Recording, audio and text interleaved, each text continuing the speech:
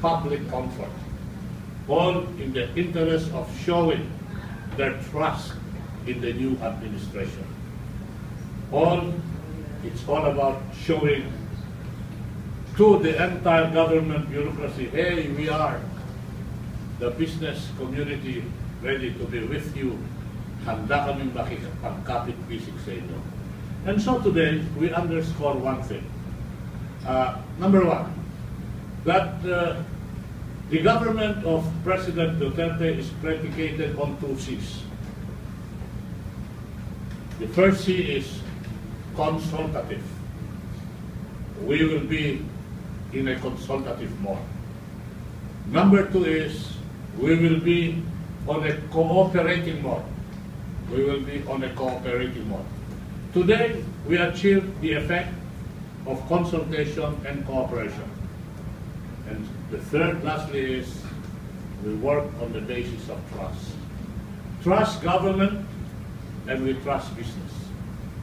Liliwanagin ko lang ho, na pag-usapan ito na walang konsiderasyon na personal para sa akin o kanino man.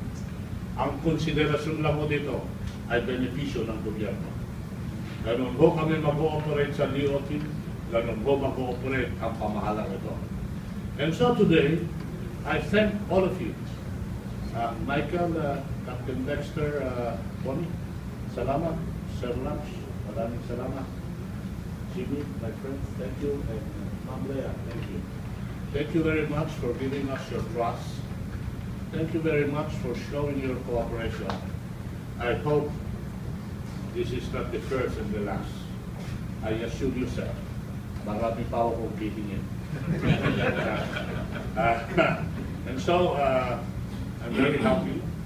I'm really very, very happy because you are showing in clear, concrete terms your trust, your faith, and your support and cooperation with government, even though it takes a little bit of a bite. Alam mo, minsan yung mga negosyante, tulong ako, suporta ako, basta walang gastos. Ito, may tama kayo rito eh. But then you are willing to do that. And that is much appreciated. Maraming salamat po.